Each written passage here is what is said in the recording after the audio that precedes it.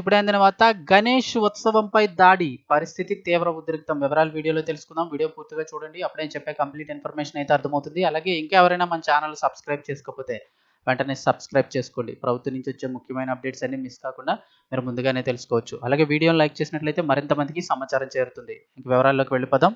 కర్ణాటకలోని మాండ్యా జిల్లాలో ఉద్రిక్త పరిస్థితులు నెలకొన్నాయి. నాగమంగళపట్టణంలో గణపతి ఊరేగింపు సందర్భంగా 2 వర్గాల మధ్య ఘర్షణ జరిగాయి.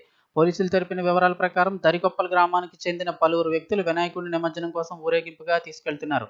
ఈ క్రమంలో నాగమంగళంలోని ప్రధాన రహదారి పక్కన ఉన్న మసీదు వద్దకు రాగానే కొందరు వ్యక్తులు రాళ్ల దాడికి పాల్పడ్డారు. అనంతరం 2 వర్గాల మధ్య హింసాత్మక పరిస్థితులు నెలకొన్నాయి. పరస్పరం ఒకరికొకరు రాళ్లు రువ్వుకున్నారు. ఆగ్రహించిన కొందరు వ్యక్తులు స్థానికంగా ఉండే దుకాణాలను ధ్వంసం చేశారు. పార్క్ చేసిన వాహనాలకు నిప్పు పెట్టారు. విషయం తెలుసుకున్న పోలీసులు ఘటనా స్థలానికి చేరుకొని పరిస్థితిని అదుపులోకి తెచ్చారు. ఆ ప్రాంతంలో ఆంక్షలు విధించారు. పెద్ద సంఖ్యలో జనం రావడంతో పరిస్థితిని అదుపు చేసేందుకు లాఠీచార్జీ చేశారు.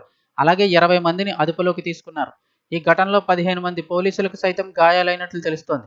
అయితే ఘటనకు బాధ్యులైన వారిని వెంటనే అరెస్టు చేయాలని డిమాండ్ చేస్తూ పోలీస్ స్టేషన్ వద్ద హిందూ సంఘాలు నిరసనకు దిగాయి. అయితే ఊరేగింపు మసీదుకు సమీపంలోకి వచ్చినప్పుడు వారు కదలకుండా ఎక్కువ సమయం గడిపారని ఎస్పీ మల్లికార్జున్ బాలదండి తెలిపారు. ఈ క్రమంలోనే ఘర్షణ ప్రారంభమైందని వెల్లడించారు. ఘటనకు కారణమైన వారిపై చర్యలు తీసుకుంటామని ఆయన అయితే చెప్పారు. ఈ ఘటన కర్ణాటకలోని మాండ్యా జిల్లాలో అయితే కనుక జరిగింది. దరిగొప్పల గ్రామానికి సంబంధించి వినాయకుడి నిమజ్జనం కోసం తీసుకువెళ్తుండగా మసీదు దగ్గరకు రాగానే ఈ దాడి అయితే జరిగిందని చెప్తున్నారు. దీనిపై మరిన్ని వివరాలు రావాల్సి ఉంది.